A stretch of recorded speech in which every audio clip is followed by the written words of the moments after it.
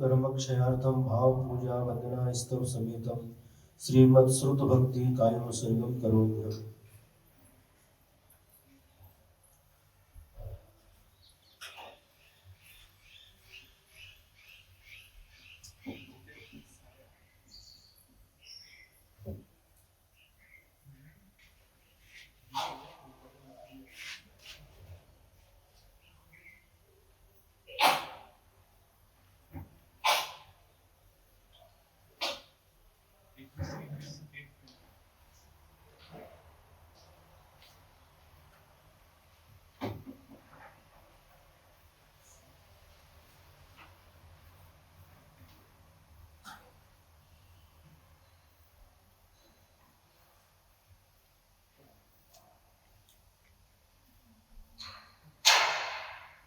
ओंकारो बिंदु संयुक्तं नित्यं ध्यायन्ति योगिनः कामदं मोक्षदं च ओंकाराय नमो नमः।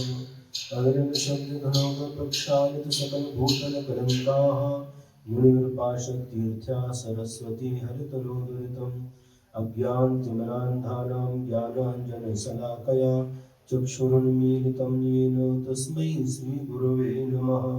परम गुरुभ्यो नमः। परम प्राचार्य गुरुभ्यो नमः। सकल कलश विध्वंसकं श्रेयसां परवर्धकं धर्म संबंधकं भव जीव मनः प्रतिबोधकारकम् इदं शास्त्रं श्री कार्तिकेय अनुप्रेक्षाणां ध्येयम् अस्य मूल ग्रंथकर्तारः श्री सर्वज्ञ देवाः तदुत्तर ग्रंथकर्तारः श्री गणधर देवाः प्रतिगणधर देवाः येषां वचोनुसार श्रीमद् आचार्य प्रवर श्री कार्तिकेय स्वामिनः विरचितं मंगलम भगवान वीरो मंगलम गौतमो गणी मंगलम कुंद कुंदायो जैन धर्मोस्तु मंगलम सर्वमंगल मांगल्यम सर्वकल्याणकारकम प्रधानं सर्वधर्माणां जैनं जयतु शासनं जैनं जयतु शासनम् कोटिशतं द्वादशैव कोट्यो लक्षाणि चैव पञ्चाशदष्टौ च सहस्रसङ्ख्यामेतच्छ्रुतं पञ्चपदं नमामि। अरिहन्त भाष्यर्थं गणहरदेवीं गन्ध्यं सम्मं प्रणमामि भक्तियुक्तो सुदनानमहो वयं शिरसा इच्छामि वन्दे सुदवती काओ शुभो कौतसारिचुं अंगो पैनय पावनय परियमि सुत परमाणु योग पुगगय चूलिया जीव सुतथै त्वि धम्म काह्यं षड्ज कालमंचेमि पूजेमि वन्दामि नमस्सामि दुःखो कमखो बोहिलाओ सुगीतमनं समाहि मरणं जन्म संपत्तियो मज्जन अपराणिक स्वाध्याय पौराणिक स्वाध्याय वेलायां पूर्वाचार्यानुक्रमेण सकल कर्मक्षयार्थं भाव पूजा वंदना स्तव समेतं श्रीमदाचार्य भक्ति कायम उत्सर्गं करोमि।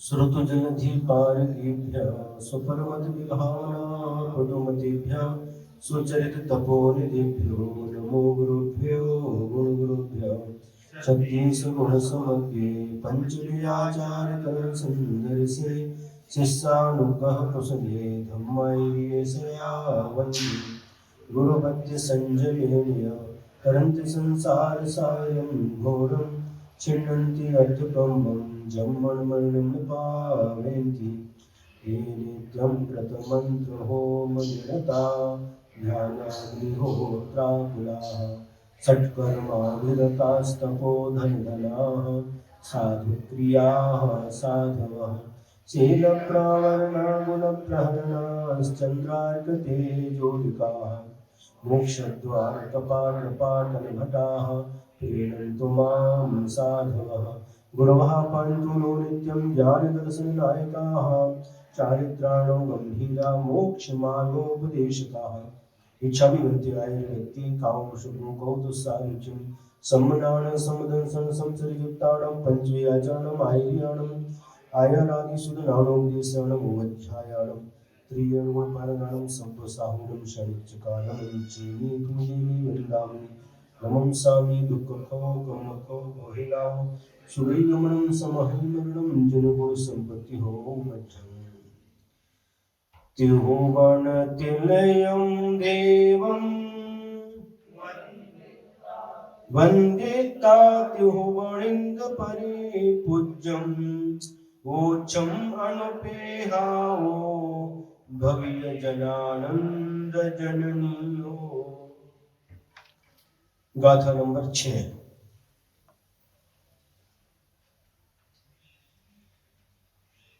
अचिरं पर्यन शयनम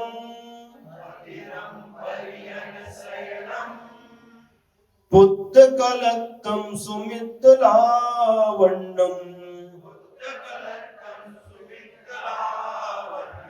गिहि गोवनाई सौवम नवघन विंदेन सारिच्छम। अचिरं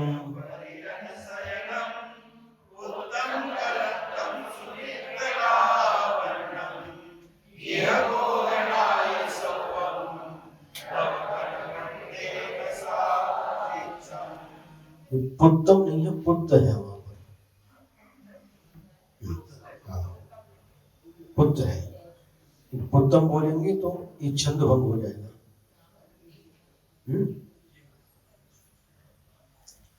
अथिरम यानी अस्थिरम, परियण मानी परिजन परिवार के लोग, शयनम स्वजनम यानी अपने लोग, पुत्र और कलत्र, पुत्र तो समझते सभी लोग, कलत्र मतलब पत्नी, सुमित्र यानी सुमित्र अच्छे अच्छे मित्र, लावण्यम रूप लावण्य सौंदर्य, गिह माने घर, गोहनाई गोहन आई यानी गोधन आदि, इसको धन कहते थे पहले, है? हाँ, आज किसको धन कहते हैं? सोना है, चांदी है, और क्या बोलते हैं उसको, रुपए हैं, इनको धन बोलते हैं। लेकिन उस समय, जिस समय इस ग्रंथ की रचना हुई, उस समय क्या कह रहे? गोधन, गाय को, गाय आदि को धन कहा गया है, ये जीवित धन है। एक हिंदी में एक दोहा भी लिखा है, गोधन गज धन वाज धन और रतन धन खान, जब आवे संतोष धन सब धन धूल समान। ये गोधन, गोधन का मतलब क्या है? गाय, भैंस, बैल आदि है, ये सब गोधन कहलाता है, जीवित धन है। और आदि, गोधन आदि, सबम ये सभी,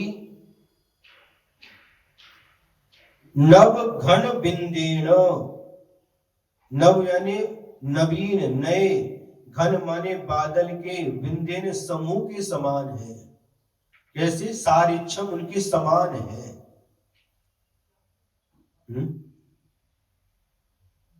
क्या मतलब हुआ? नव घन वृंदेन, नए बादल के समान है। जिस प्रकार से बादल बन जाते हैं और देखते ही देखते बिखर जाते हैं। एक पुराण ग्रंथ में एक घटना आती है, एक राजा है और राजा अपने राजमहल की छत के ऊपर बैठा हुआ है और देखता है आसमान की ओर एक बहुत सुंदर बादलों के माध्यम से नगर की रचना हुई है, नगर जैसा दिखाई दे रहा है। और राजा क्या करता है, कागज पेन लेकर के उसको अपने पेंसिल के माध्यम से अपने कागज के ऊपर उसको देख करके वह नक्शा बनाना चाह रहा है। और जैसे ही कागज पेन लेकर के बैठा और बनाना प्रारंभ किया, देखते ही देखते वह बादल विघटित हो गए। आकाश नगर सम धन संपत्ति सारी, ऐसा भी आता 12 भावना में। इसको आकाश नगर कहते हैं। बादलों के माध्यम से बन गया और क्षण भर में बिखर गया। उसी प्रकार से ये सारे जन अस्थिर हैं, अस्थाई है, स्थिर नहीं है, स्थायी नहीं है। कौन कौन सी चीज कह दी? परिजन, परि माने परिवार के लोग, शयनम अपने लोग जिनको हम अपना मानते हैं, पुत्र माने पुत्र, कलत्तम माने स्त्री, सुमित अच्छे अच्छे मित्र, लावण्यम इस शरीर का रूप लावण्य, गिह माने घर, गोहन यानी गोधन आदि, सब इस सारे के सारे नवीन बादल के समान, बादल के समूह के समान अस्थिर है। टीका देखेंगे। अस्थिरम विनस्वरम, अस्थिर का अर्थ क्या है? विनस्वर है, नाशवान है। किम तत्, कौन कौन सी वस्तुएं हैं जो विनस्वर है, नाशवान है? तो कह रहे परिजन, परिजन का अर्थ क्या बताया? परिवार लोक, परिवार के लोग परिजन कहलाते हैं। अब उसमें क्या देखिए, क्या क्या लिखा? हस्ती घोटक पदाति प्रमुख, हस्ती माने हाथी, घोटक यानी घोड़ा, और पदाति ये प्रमुख है, परिवार के लोग में गिना इनको। एक नई बात सुनने को मिल रही है। आप क्या समझते हैं? माता पिता भाई बहन पति पत्नी बच्चे, इसको परिवार कहते हैं। लेकिन यहां पर क्या कह रहे हैं? हस्ती हाथी घोड़े और पदाति सेना आदि, उसको भी परिवार का लोग माना है, परिवार के सदस्य माना है। सुन रहे हैं? कैसे? गुरु जी के मुख से कई बार एक प्रसंग सुना हमने। एक किसान का घर है, सतलगा की घटना है गुरु जी के गांव की, आचासी ने बचपन में देखा होगा। और उस घर में परिवार के लोग हैं, गाय है, भैंस है और इसके साथ साथ बैल आदि है। तो एक दिन क्या हुआ, जो परिवार का मुखिया था उसका मरण हो गया है। तो मरण हो गया तो आचार्य ने सुनाया कि घर के लोग तो रो ही रहे थे, लेकिन वो गाय और बैल, उनकी आंखों में भी आंसू बह रहे थे। उसको जब खाने के लिए घास आदि रखा तो नहीं खाया। आप क्या समझते हैं? वह पशु मात्र पशु नहीं है, उनके अंदर भी संवेदना है, उनके अंदर भी भावनाएं हैं। उनकी भावनाओं को हम पढ़ नहीं सकते, समझ नहीं सकते और वह पशु मूक होने के कारण से अपनी भावनाओं को व्यक्त नहीं कर सकते। उनके अंदर भी भावनाएं हैं। भोजन नहीं किया, उन गाय बैल आदि की आंखों में भी आंसू बह रहे हैं।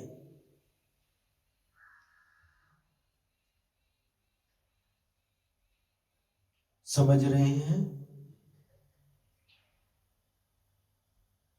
उनके अंदर भी संवेदना है। जब 2019 में उधर पूर आया, महापूर आ गया, बाढ़ आ गई सांगली कोल्हापुर साइड में, और उस समय किसी व्यक्ति ने एक ऐसा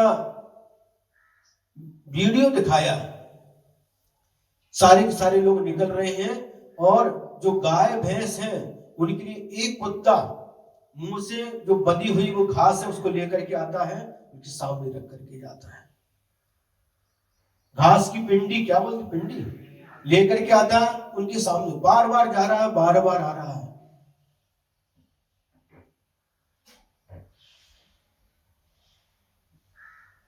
सुन रहे हैं? और कई लोगों ने उधर सांगली के पास एक नांदरे है, नांदरे के पास एक ब्रह्मनाड़ करके गांव है, और वहां पर भी जितने पशुओं को ले जा सके, जब बाढ़ आ गई नहीं आई तो उनको खोल दिया। अब इनकी जैसी सुरक्षा हो, अपने मन से जिधर जाना चाहें ये चले जाएंगे, नहीं तो बंधे रहेंगे, हम तो चले जाएंगे, इनके जीवन का क्या होगा।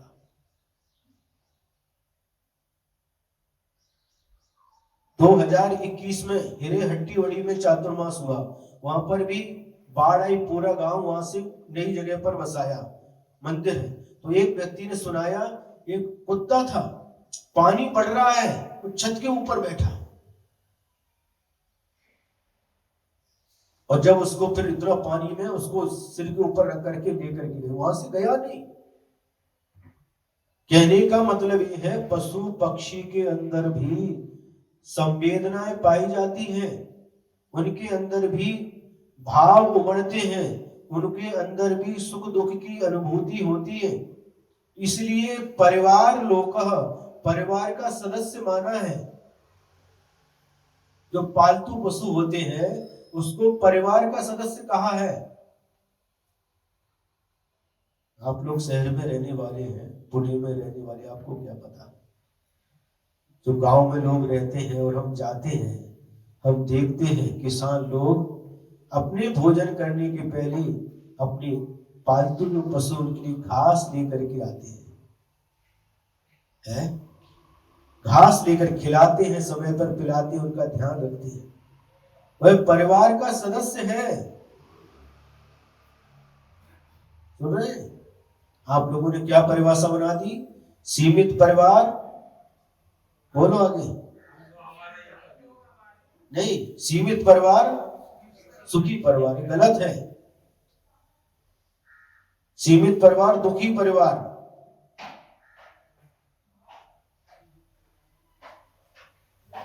बड़ा परिवार होता है, कितना आनंद आता है। बड़े परिवार में कितना आनंद का वातावरण रहता है, एक दूसरे के प्रति प्रेम वात्सल्य रहता है, एक दूसरे के सहारा बनते हैं। बिल्कुल सही बात है। आजकल सब बिल्कुल समाप्त होता जा रहा है। इसलिए यहाँ पर हाथी, उस समय राजा का जो परिवार है, राजा के परिवार में हाथी भी शामिल था, घोड़े भी शामिल था, और सेना भी शामिल थी। परिवार कहलाता उनका। स्वजन, स्वकी बंधु वर्ग, स्वजन मतलब अपने बंधु, भाई बहन आदि, ये स्वजन कहलाते हैं। उत्तम पुरुषश्च, और जो उत्तम पुरुष है वह भी स्वजन कहलाते हैं। पुत्र आत्मजः, आत्मजः मतलब पुत्र। जिस शब्द के पीछे ज शब्द लगा देते हैं तो वह उससे उत्पन्न ऐसा समझना चाहिए। थोड़ा थोड़ा हमें शब्दों का अर्थ भी समझना। आत्मज यानी अपने से जो उत्पन्न हुआ है उसे आत्मज कहते हैं। पंकज, पंक मतलब होता है कीचड़। और पंख के आगे ज लगा दिया तो पंख यानी उस कीचड़ से उत्पन्न, तो क्या उत्पन्न होता है? कमल। नीरज, नीर माने पानी, पानी से क्या उत्पन्न होता है? कमल, है ना। तो यहां पर कह रहे हैं आत्मज, जो पुत्र का मतलब क्या है? जो अपने से उत्पन्न हुआ है वह आत्मज पुत्र कहलाता है, और पुत्री को आत्मजा कहते हैं।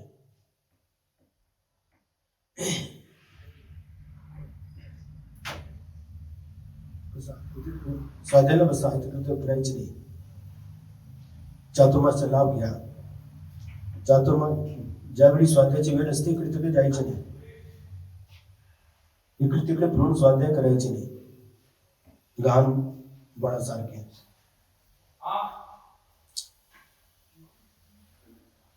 क्या हो गया?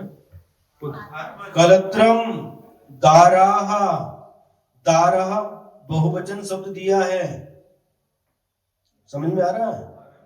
दाराह बहुवचन है, क्योंकि जिस समय ग्रंथ लिखा गया था उस समय एक पत्नी नहीं होती थी, बहुत सारी पत्नियां होती थी उस समय, इसलिए दाराह पत्नियां। समझ में आ रहा है कि नहीं? महाराज एक संभालना मुश्किल होता,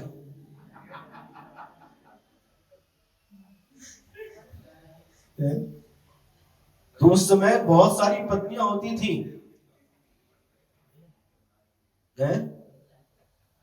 इसलिए दारा शब्द का उपयोग किया है, पत्नियां। सुमित्राणी सुहृद जनाह, अच्छे अच्छे जो मित्र हैं, मित्राणम, ये मित्र शब्द नपुंसक लिंग का है, मित्रम मित्रे मित्राणि यानी बहुत सारे मित्र। लावण्यम शरीरस्य लवणिम गुणः, शरीर में जो सौंदर्य का गुण पाया जाता है उसे लावण्य कहते हैं, शरीर की सुंदरता। ग्रह गोधन आदि, ग्रह माने ग्रहम घर, आवास, फिर आवास, फिर हट्टा पवर कादी, ये क्या शब्द है?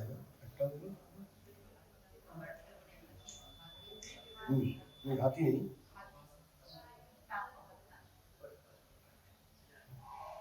हट माने बाजार होता है, वैसे बाजार होता है, बाजार, घर बाजार दुकान आदि, और ये सब ले लिया। घर से क्या लिया? आवास यानी घर, हट माने बाजार मार्केट, और दुकान आदि, और गोधनानी गोकुलानी गोकुल, गायों का समूह गोकुल कहलाता है। ये सभी, क्योंकि सब पहले रहती थी सबके पास में। आदि शब्दार्थ, इन आदि शब्द से महिषी यानी भैंस, करभ यानी ऊंट है, और खर है, गधा होता है, एक प्रमुख है जिसमें एतत् सर्वम समस्तम सदृशम, ये सभी वस्तुएं कैसे, केन किसके समान है? नव घन वृंदेन नूतन मेघ समूहेन, नूतन नवीन मेघ समूह के समान अस्थिर है, ऐसा समझो। देखिए, जो हमारी आंखों के ऊपर अज्ञान की पट्टी बंधी है, ये 12 भावनाएं, 12 अनुप्रेक्षाएं उस पट्टी को खोलने का काम करती हैं, क्योंकि जिनको हम स्थिर समझ रहे हैं, स्थायी समझ रहे हैं, वह सारी की सारी वस्तुएं अस्थाई है, अस्थिर है, ऐसा यहाँ पर आचार्य महोदय समझा रहे हैं। अब गाथा नंबर 7, सुर धनु तड़िव चवला, इंद्रिय विषया सुभिच्छ वग्गाय,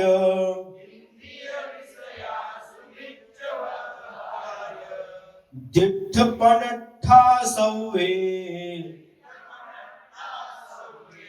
तुरय गया रहवरादीय। सुरधनु तड़िव चवला, इंद्रिय विषया सुभिच्छ वग्गाय,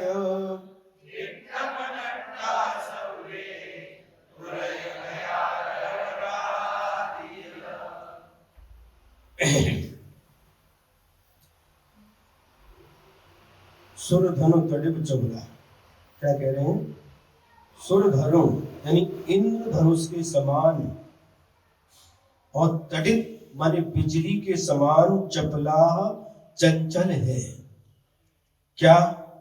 इंद्रिय विषया, जो पांचों इंद्रियां हैं उनके विषय। इंद्रियां कितनी होती है?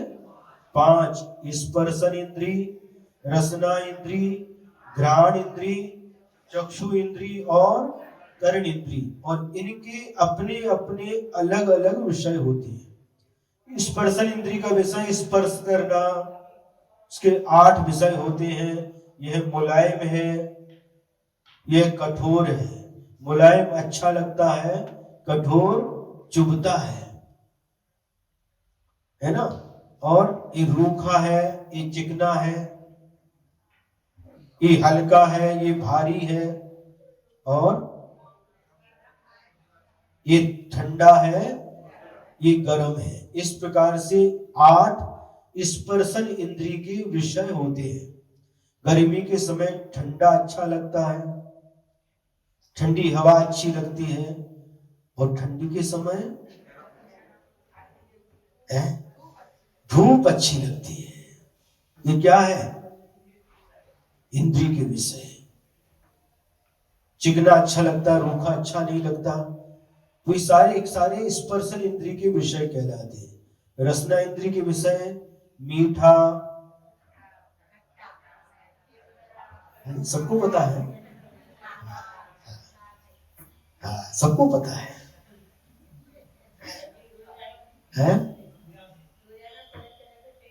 हाँ, कितनी अच्छी बात कही। देखो, रोजाना तरह तरह का टेस्ट लेते हैं। टेस्ट लेने वाला कौन है? कौन सी इंद्री है? रसना इंद्री। इसके 5 विषय हैं: मीठा, खट्टा, कड़वा, कसाइला और चरपरा, तीखा। ये 5 विषय है। क्यों हंस रहे? ये किसकी विषय है? रसना इंद्रिय के विषय है। अनुभव कौन करता है? एक अच्छा है, एक बुरा है, ऐसा अनुभव कौन करता है? मन के माध्यम से डिसाइड होता है, ये अच्छा लग रहा है, ये बुरा लग रहा है। ये इसके विषय हो गए। नाना प्रकार के टेस्ट है। ये किसका विषय है? रसना इंद्रिय का। एक बात पूछे, जब महाराज जी का आहार होता है और आहार के बाद आप लोग भोजन करते हैं तो क्या करते हैं? जैसा महाराज जी को दिया वैसे ही लेते क्या? क्यों बताओ? हाँ, जैसा चाहिए वैसा तड़का फोड़नी डाल करके और बराबर है। तो ये रसना इंद्रिय का विषय हुआ। इसमें थोड़ा सा हम समझाना चाहेंगे। आहार देते समय एक आहार कोई सामान्य क्रिया नहीं है। आचार्य श्री कहते थे कि इससे असंख्यात गुणी कर्मों की निर्जरा होती है। आहार देते समय श्रावक के 7 गुण होते हैं। 7 गुण में एक गुण का नाम है विवेक, बहुत आवश्यक होता है। आप लोग समझते नहीं। हमने देखा प्राय करके विवेक का अभाव रहता है। कौन सा पात्र हमारे यहाँ आया है? तत्वार्थ सूत्र में आचार्य उमा स्वामी महाराज जी ने एक सूत्र लिखा है। क्या लिखा है? विधि द्रव्य दात्री पात्र विशेषात तत् विशेषः। विधि दाता पात्र की है, इनकी विशेषता से उस दान में विशेषता आती है। अब कौन सा पात्र हमारे यहाँ आया है, इसका हमें ख्याल रखना चाहिए। कौन से साधु हमारे घर में आहार के लिए पधारे, इसका हमें ख्याल रखना चाहिए। ये प्राय करके कोई ख्याल नहीं रखते।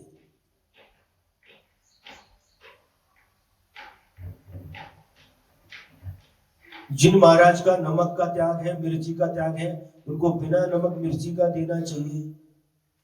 जो महाराज नमक मिर्ची आदि लेते तो उनको वैसा देना चाहिए। सभी महाराज को एक जैसा नहीं करना। कोई बूढ़े महाराज आहार के लिए आ गए, पहले भी बताया था, और उनको क्या खिलाया? मुलायम मुलायम दे दिया कि उनने कुछ लिया नहीं। और दलिया है, नुच्च है, मजगी है, अमली है, रोटी को भी चूरा करके मिलाकर दे दिया। 12 लेके चले गए, और दूसरे दिन दांत वाले जवान महाराज का पड़गान हो गया। और उनको भी तुम ऐसे नुच्च और दलिया खिलाओगे तो क्या होगा? उपपेट। क्यों? तो ये विवेक रहना चाहिए। महाराज कुछ बोलते नहीं, साधु कुछ बोलते नहीं, लेकिन श्रावक के अंदर भी विवेक है, उसके माध्यम से बराबर काम होता है। लेकिन विवेक रहता ही नहीं।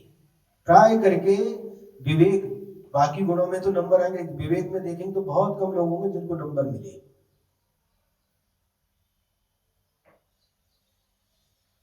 आचार्य श्री के साथ में कई चातुर्मास हुए, तो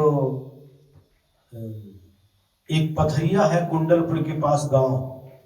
हाँ, पथरिया की एक राधाबाई जी थी, उनका नाम राधाबाई जी अभी नहीं है, वो वृद्ध थी। और एक छत्तीसगढ़ में दुर्ग के पास राजिम शहर है, राजिम गांव है, वहां की एक दादी थी। ये दोनों दादी इतनी विवेकवान कि हम कह नहीं सकते। और खिलाने का इतना भाव रहता था, इतना भाव रहता था। भले ही प्रतिमाधारी थी, सामायिक के बाद भोजन करेंगे, लेकिन खिलाने में बहुत नंबर 1, आहार देने में और जो भी है उनको खिलाने में। और उनका क्या, 6 रस के त्यागी महाराज भी आ गए, 60 रस के त्यागी, उनको भी भरपेट भोजन करा के भेजती थी। कौन महाराज क्या लेते, उनको सब पूरा ज्ञान था। आपके कितने महाराज हैं? 4। वहां महाराज कितने थे? 41, 40 और 1 41 थे। और उसके बाद भी उनको इतना विवेक, बिल्कुल व्यवस्थित ढंग से।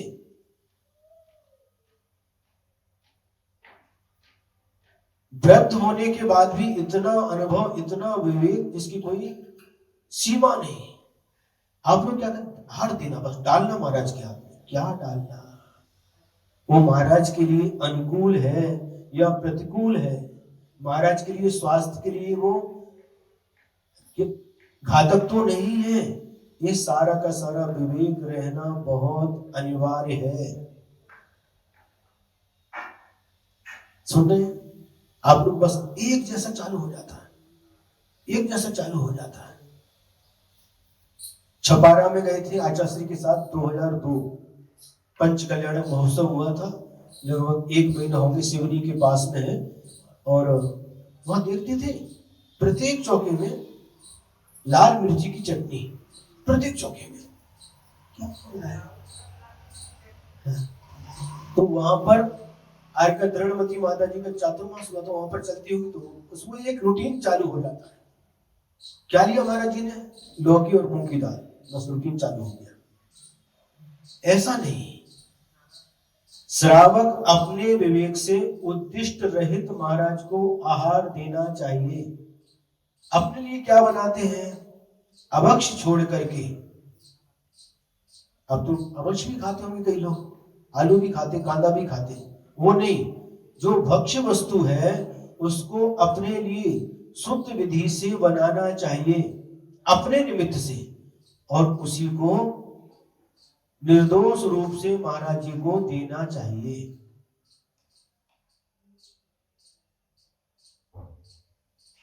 ठीक है।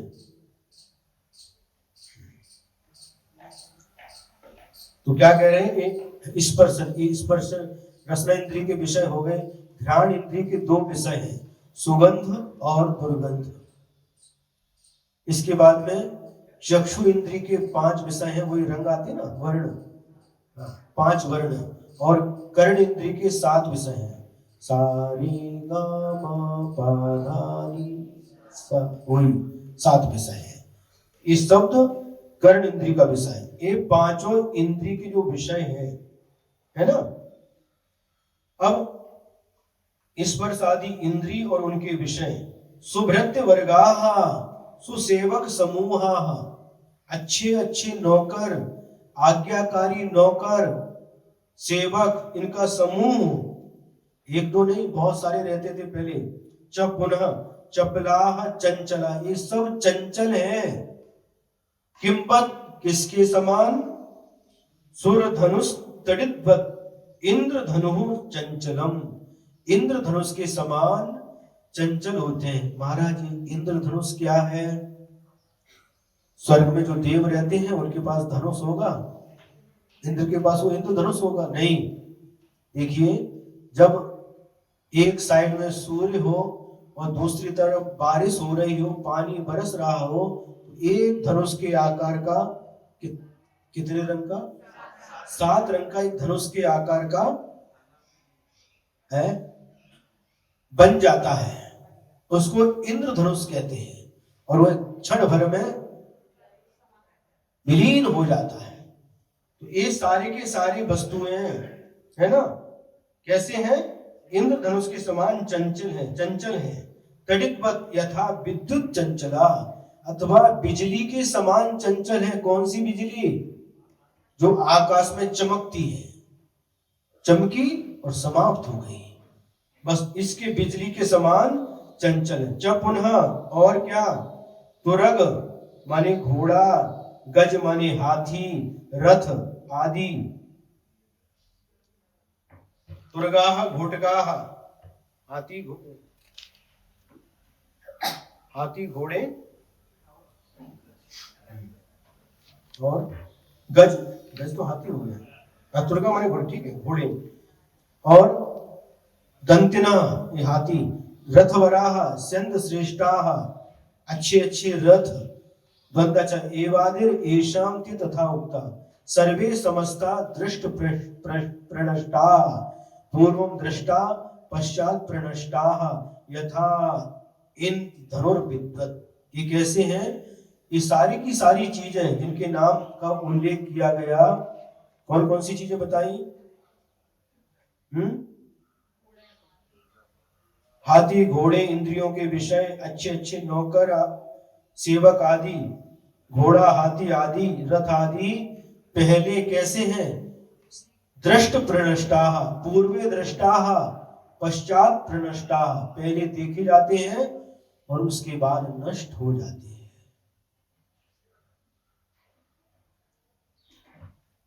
सुबह देख करके जाते हैं, शाम को दिखाई नहीं देते। ये वस्तुएं पहले देखी जाती हैं, बाद में नष्ट हो जाती हैं। जैसे इंद्रधनुष और बिजली, इसके समान ये सभी वस्तुएं अस्थिर हैं। गाथा नंबर 8। पंथे पहिय जनानम जह संजो हवि खणमितम, बंधु जनानम च तहा संजो अद्धुवो होई, पंथे पहि जनानम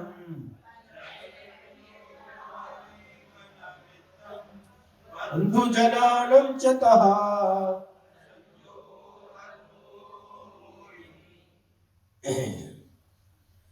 पंथे पहि जनानम, पंथे माने रास्ते में जैसे पथिक लोग होते हैं, उनका यह संयोग, उनका संयोग होता है।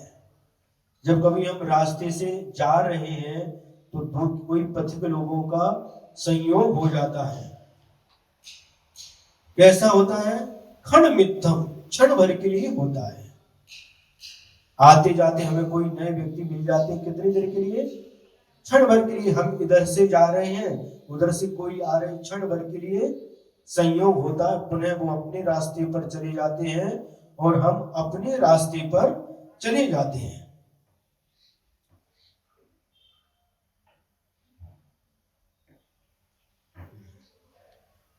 बंधु जनानाम च तहा संयोगो, उसी प्रकार से बंधु लोगों का संयोग भी समझना चाहिए। अध्रुवो वही अध्रुव होता है।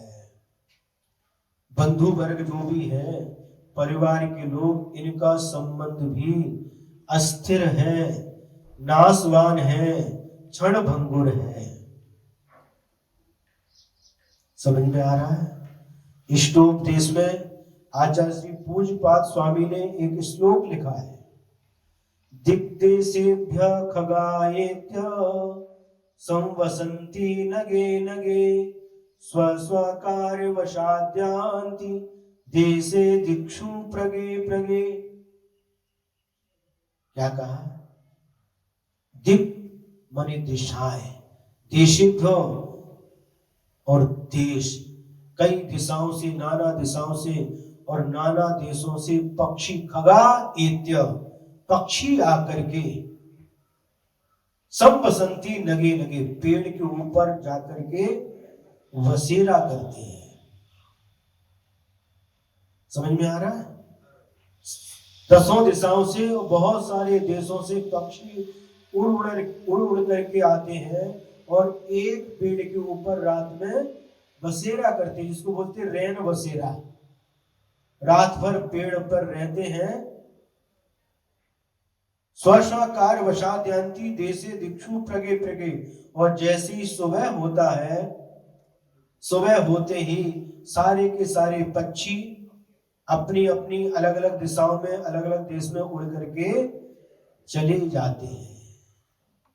उसी प्रकार से हमारा जो संयोग हुआ है, परिवार के लोग हैं, परिवार में माँ पिता भाई बहन पति पत्नी बच्चे, जितने भी रिश्ते, बुआ ताई, जितने भी रिश्ते हैं, अलग अलग गति से आए हैं।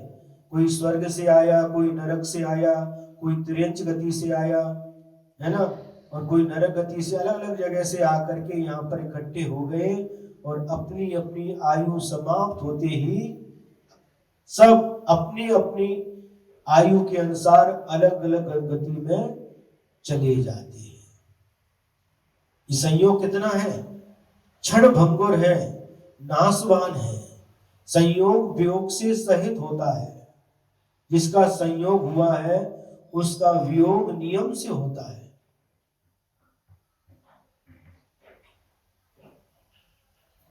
तो जिस प्रकार से उदाहरण दिया है कि जिस प्रकार से मार्ग में पथिक जनों का मिलना होता है, उसी प्रकार से परिवार के लोगों का, बंधु लोगों का संयोग भी क्षणिक है, अध्रुव है, अनित्य है। पथि पथिक जनानाम यथा संयोग भवति क्षण मात्रम बंधु जनानाम च तथा संयोग अध्रुवा भवति। यथा उदाहरण उपन्यासी उदाहरण दे रहे हैं। पथि मार्गे पथिक जनानाम मार्ग प्राप्त पुरुषाणाम संयोग संश्लेष क्षण मात्रम स्वल्प कालम, खलु नहीं, स्वल्प कालम भवेत है। पथिक जनों का, रास्ते में हम जा रहे हैं, आते जाते समय पथिक जनों का संयोग क्षण मात्र के लिए होता है। तथा उसी प्रकार से बंधु जनानाम पितृ मातृ पुत्र कलत्र मित्र आदि नाम। पितृ माने पिता, मातृ माने माता, पुत्र माने पुत्र, कलत्र माने पत्नियां, मित्र आदि का संयोग संबंध अध्रुव अनित्य होता है। इनके संबंध को हम क्या मानते हैं? नित्य मानते हैं, शाश्वत मानते हैं। लेकिन आचार्य कह रहे हैं इन सभी का संबंध अनित्य है। कब किसका साथ छूट जाएगा इसका कोई भी भरोसा नहीं है। कब कौन पहले चले जाएगा कोई पता नहीं। माता पिता के सामने संतान का भी मरण हो जाता है, कभी पत्नी का मरण हो जाता है, कभी पति का मरण हो जाता है, कभी भाई का मरण हो जाता है। इसलिए कह रहे हैं ये सारे के सारे संयोग अनित्य है, क्षण भंगुर है। कब तक ये संयोग है ये हमको भी पता नहीं है। इसलिए ये सब अस्थिर है, इनका संयोग अस्थिर है, ऐसा समझना चाहिए। गाथा नंबर 9। ऐ लालियो विदेहो नान सुयन देहि विविभक्केहि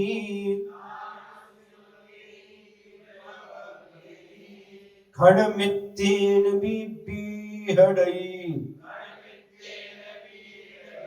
जल भरियो आम घड़ोव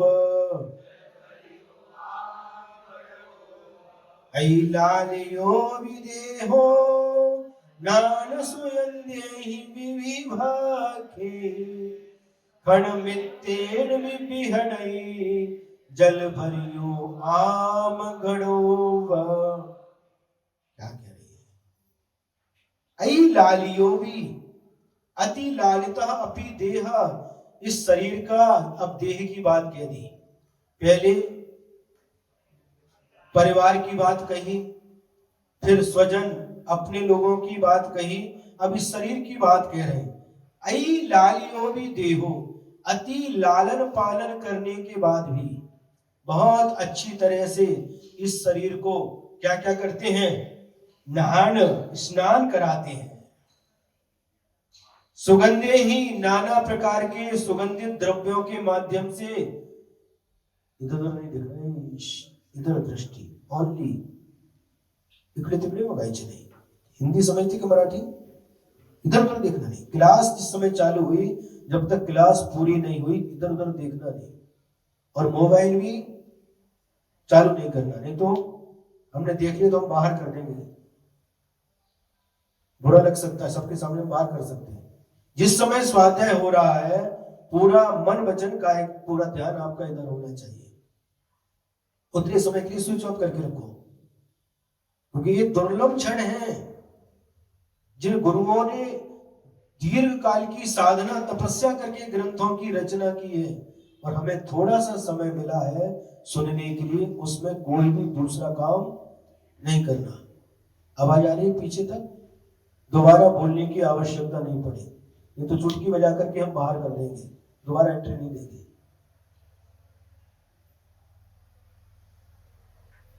बुरा लगे तो हमें कोई बाधा नहीं। समझ में आ रहा है? हाँ, महाराज बहुत कड़क है। हाँ, कभी कभी कड़क बनना पड़ता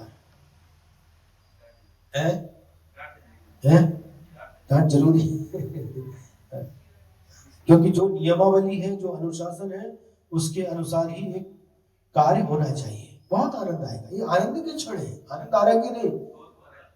और उसमें भी कौन आया, कौन गया, कैसी साड़ी पहन करके आए, कहां से आए, क्या है, क्या ये सब दुनिया भर की बातें क्यों ढोका में रखती है। सिर्फ इधर देखना, पुस्तक देखना और हमारी तरफ देखना, बाजू में कोई बैठा उनको भी देखना नहीं,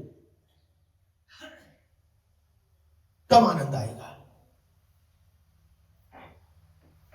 ये आनंद के क्षण कितना समय, 24 घंटे में मुश्किल से 1 घंटा ही मिला है, और उसमें भी आपको ऑफिस जाना, ये काम करना, वो काम तो रहती है, वो तो करना जरूरी है। इसलिए इतने समय तक बिल्कुल एकाग्रता के साथ सुनिए।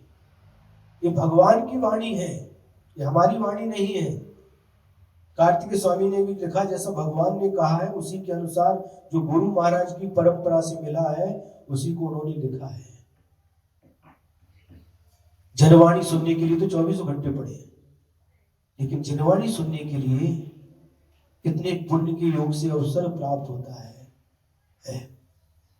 देखना नहीं, दोबारा नहीं बोलना पड़ेगा ना। सबके लिए कह रहे हैं, एक को माध्यम बना करके हम सबके लिए कह रहे हैं, सबको अलग अलग से नहीं कहेंगे। क्यों? क्योंकि माध्यम एक को ही बनाना पड़ता है। आचार्य वीर सागर महाराज जी थे और दीक्षाएं हुई थी, आरिकाएं भी थी, तो कोई नई आरिका थी, उससे कोई गलती हो गई तो आचार्य वीर सागर महाराज जी अथवा आचार्य शिव सागर महाराज जी ने क्या किया, आरिका बैठी थी और दूसरी आरिका को जो पुरानी दीक्षित थी उनको डांटना प्रारंभ कर दिया, ऐसा करते हो, ऐसा नहीं करना चाहिए, ऐसा करने से ये ठीक नहीं है। डांटना प्रारंभ कर दिया, और डांटना प्रारंभ कर दिया। गुरु महाराज डांट रहे हैं, उनके सामने कुछ बोल तो सकते नहीं, नीचे मुट्ठी करके सुनते रहे, चले गए। तो इनको बुरा लगा, जो आरिका पूर्व की दीक्षित थी, मैंने तो ऐसी गलती की नहीं, फिर आचार्य महाराज ने हमको क्यों डांटा। लेकिन गुरु डांट रहे तो उस समय कुछ बोल नहीं सकते, ठीक है, सिर्फ सुन करके लेना पड़ता है। समझ में आ रहा है? फिर बाद में उनको विकल्प हुआ, आहार भी नहीं हुआ, और थोड़ा सा मन में लगता तो है कि हमने गलती नहीं की, फिर हमको क्यों डांटा। आचार्य महाराज जी को ये बात समझ में आ गई, उन्होंने उन आरिका को बुलाया 2 दिन के बाद में, क्योंकि उनका चेहरे से समझ में आता है आहार भी नहीं हो रहा और मन में ही हमने गलती नहीं की, फिर क्यों गुरु महाराज ने हमको डांटा। बुलाया और बुला करके कहा कि देखो, यह नव दीक्षित आरिका है, अभी दीक्षा हुई है, उसको डांटेंगे तो उसको बुरा लगेगा। अभी तुम्हारे माध्यम से हमने तुमको नहीं डांटा, तुम्हारे माध्यम से उसको डांटा है। और उदाहरण क्या दिया कि जब घर में नई बहू आती है तो सासू माई अब जो कुछ समझाना है बहू को, तो बहू रानी तो दूसरे घर से आई है, उसको कुछ कहेंगे तो बुरा लग सकता है, अपनी बेटी को माध्यम बना करके बहू को डांटती है। ऐसा नहीं करना, बहू बेटी की तरफ देखेगी, बहू भी सामने है, ऐसा नहीं करना, ऐसा करना ठीक नहीं है। डांटेगी, बहू को डांट रही है, लेकिन माध्यम किसको बनाया, बेटी को, फिर उनको समझा दिया। तो इस प्रकार से हम कभी किसी के लिए डांटते तो एक के लिए नहीं डांट रहे, कोई हम बात कह रहे हैं तो सबके लिए कह रहे हैं। समझ में आ रहा है? हाँ, तो क्या कह रहे हैं, क्योंकि विषय ये निकल जाता है, हम क्या कहने वाले, आपकी तरफ ध्यान गया, आपका ध्यान उधर है, तो हमारा विषय डिलीट हो जाता दिमाग से। समझ में आ रहा कि नहीं? तो अब शरीर की बात कह रहे हैं, देह शरीरम अति लालियो भी देहो, अति अच्छी तरह से इसको लालन पालन किया, मखमल की गद्दी पर सुलाया, अच्छे अच्छे साबुन आदि के माध्यम से लाइफबॉय, लक्स है, पियर्स है, शैम्पू क्या क्या डालकर इसको स्वच्छ किया, नहलाया, अच्छी अच्छी क्रीम पाउडर है, और वो क्या करते उसको स्प्रे डाल करके इसको सुगंधित द्रव्यों का उपयोग किया है, और विविध भक्ष्य ही नाना प्रकार के भक्ष्य पदार्थ इसको खिलाए। देखिए, भक्ष्य शब्द का उपयोग किया, अभक्ष्य नहीं। आचार्य महाराज ने भक्ष्य जो खाने योग्य है उन्हें भक्ष्य कहते हैं, और जो खाने योग्य नहीं होते उन्हें अभक्ष्य कहते हैं, जिसमें हिंसा होती है। इनसे कौन कौन से पदार्थ हैं? मद्य मांस मधु। धर्म की शुरुआत कहां से होती है? मद्य मांस मधु त्यागी। मद्य मांस और मधु शहद, इनका त्याग, और जिन वस्तुओं में इनका मिश्रण होता है, संपर्क हुआ है, उन वस्तुओं का भी त्याग। आजकल बेकरी और फास्ट फूड, जंक फूड, कितने फूड आ रहे हैं, ये सारे अभक्ष्य हैं। आप जाते बाजार में, Parle G, good day, Tiger, 20-20, 50-50, good day है, मारीगोल्ड, ये सब बिस्किट लाते और खाते हैं स्वयं, और जो गोद में बच्चा रहता है उसको भी खिला देते हैं। ये अभक्ष है। सुबह सुबह से पाव ले लिया और ब्रेड ले लिया और डुबो डुबो करके खाते हैं, ये अभक्ष पदार्थ है।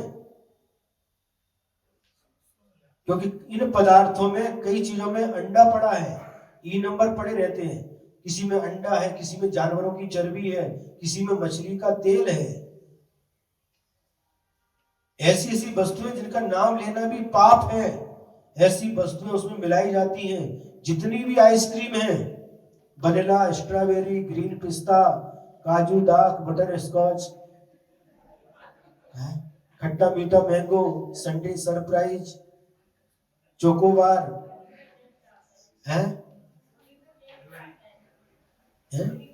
कैडबरी, ये जितनी भी आइसक्रीम सब अभक्ष है। इन सभी आइसक्रीम के अंदर 771 471 नंबर देख लीजिए, वो चर्बी का प्रतीक है। जो कुल्फी आती है, मटके की आइसक्रीम कुल्फी बनाते ना, उसमें कोई बाधा नहीं, लेकिन जो कंपनियों की जो आइसक्रीम है, पूरी लिस्ट है, ये सब अभक्ष है। कोल्ड ड्रिंक अभक्ष है, कुरकुरे, मैगी, क्या क्या खाती है आजकल, सब अभक्ष वस्तु है। तो अभक्ष तो खाते ही नहीं, लेकिन यहां पर कह रहे हैं नाना प्रकार के भक्ष्य से खिलाए। कितने प्रकार की वस्तुएं खिलाते हैं, सुबह अलग, शाम को अलग, नाश्ता में अलग, भोजन में अलग है?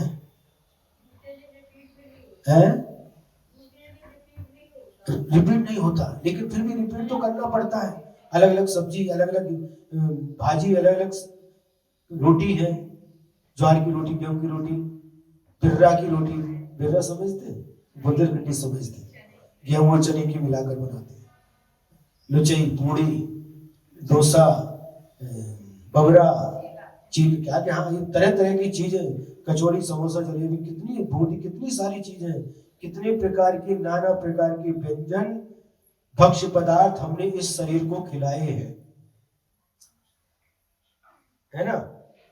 और क्षण मात्र में अपनी बिगड़ते, तो ऐसा शरीर भी, समझ में आ गया, ऐसा शरीर भी जिसे अच्छे अच्छे मुलायम मुलायम गादी पर सुलाया, अच्छे अच्छे सुगंधित द्रव्यों से होटल लगाया, स्नान कराया, अच्छे अच्छे पदार्थ इसको खाने के लिए दिए, लेकिन क्षण मात्र में यह विघटित हो जाता है।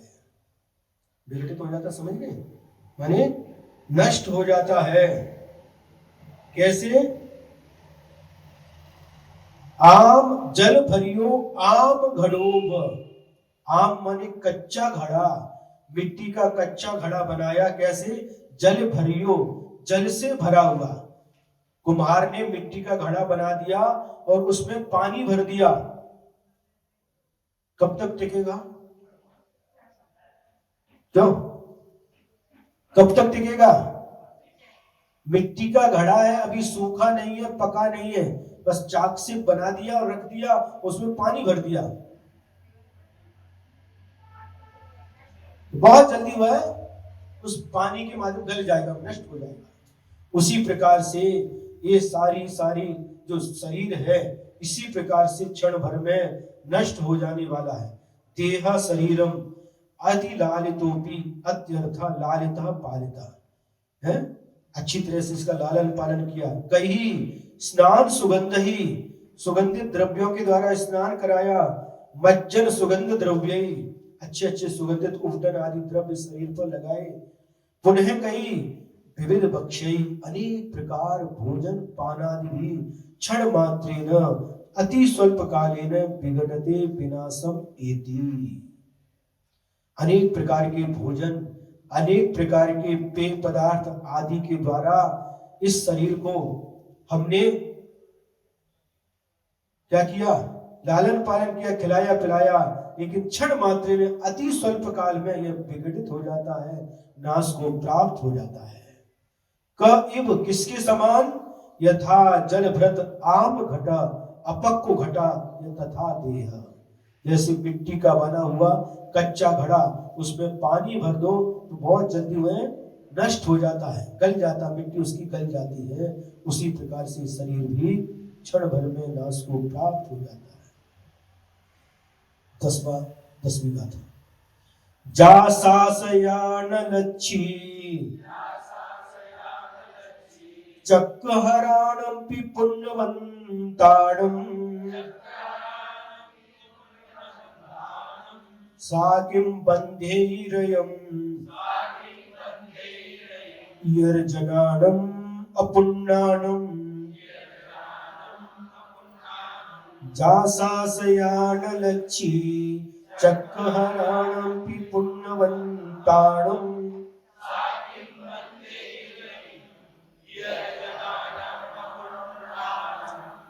क्या कह रहे हैं? या सास्यण लच्छी चक्रहराणमपि पुण्यवन्ताणम्। चक्रवर्ती जैसे पुण्य आत्माओं की लक्ष्मी भी शाश्वत नहीं है। चक्रवर्ती बहुत पुण्यात्मा जीव होता है और उसकी लक्ष्मी कितनी होती पता है? 6 खंड का वह अधिपति होता है। 32,000 मुकुटबद्ध राजा उसकी आज्ञा का पालन करते हैं। 9 निधि 14 रत्न का स्वामी होता है और पत्नियां कितनी होती पता है? 96 नहीं, 96,000 पत्नियां होती उसकी। 96,000, 4,000 कम 1,00,000 इतनी पत्नियां होती हैं और 18 करोड़ घोड़े, 84 लाख हाथी है, करोड़ों गाय और रसोईया 365 होते उसके। आज जो भोजन बनाएगा कल वो नहीं, क्या करते उसको, क्या बोलते उसको, रिटायरमेंट है। आज बनाया वो दूसरे दिन नहीं बनाया, दूसरे दिन दूसरा रसोईया, तीसरे दिन तीसरा। इतना वैभव का स्वामी, वह इतना पुण्यवान जीव होता है चक्रवर्ती, उसकी भी लक्ष्मी शाश्वत नहीं है, क्षण भर में नाश को प्राप्त हो जाती है। फिर कह रहे हैं साकिम बदनाती रतिम इतर जनानाम अपुण्यानाम। तो हम जैसे अपुण्य, जिसके पास पुण्य नहीं है या पुण्य बहुत कम है, हम जैसे इतर लोगों की तो बात ही क्या है, उसकी लक्ष्मी तो है। समझ में आगे कि नहीं? क्या कह रहे हैं कि जो महान पुण्यात्मा जीव है, ऐसे चक्रवर्ती की लक्ष्मी भी शाश्वत नहीं है। तो हम जैसे अपुण्यवान व्यक्ति की लक्ष्मी की तो थोड़ी सी मिली है, उसकी तो बात ही क्या, वो भी अस्थिर ही है। तो समझाने का तरीका, जब इतनी पुण्यवान की लक्ष्मी स्थिर नहीं है तो हम और आप किस खेत की मूली है? जो आज राजा बन करके बैठा है, कल वही भिखारी बन करके भीख मांगता हुआ दिखाई देता है। और जो आज भिखारी है, कल वही राज सिंहासन पर राजा बन करके भी बैठ जाता है। ये पुण्य पाप का खेल है, इसलिए अभिमान मत करियो। अभिमान कराइच नहीं, ये सब क्षण भंगुर है, कब क्या होगा कुछ भी पता नहीं। इसलिए किसका अभिमान करना? अभिमान किसका करना? जब भी अभिमान उत्पन्न हो तो अपने से ऊपर वाले को देखना, अपने से बड़े को देखना, अपने आप अभिमान चूर चूर हो जाएगा। हमारे पास है ही क्या, फिर भी हम अभिमान करने लग जाते हैं और यही अभिमान हमारी पतन का कारण बन जाता है। धन लक्ष्मी को प्राप्त करके अभिमान नहीं करना, किंतु इनकी अस्थिरता का चिंतन करना, अनित्य भावना का चिंतन करना। ये नाशवान है, एक ना एक दिन ये नाश होने वाली है, ऐसा चिंतन करना। समझ में आ रहा है? महाराज कड़ते पण बढ़त नहीं।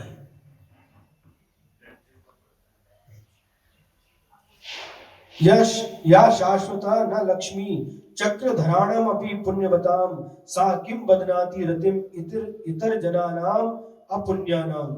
या चक्रधराणाम अपि चक्रवर्तनाम अपि शब्दात अन्येषां नृपादीनां भी लेना, मतलब चक्रवर्ती की मुक्ता बना करके और भी जो राजा लोग रहते हैं उनको भी लेना। उनकी भी लक्ष्मी गज अश्व रथ पदाति निधान रत्नादि संपदा शाश्वता न भवती।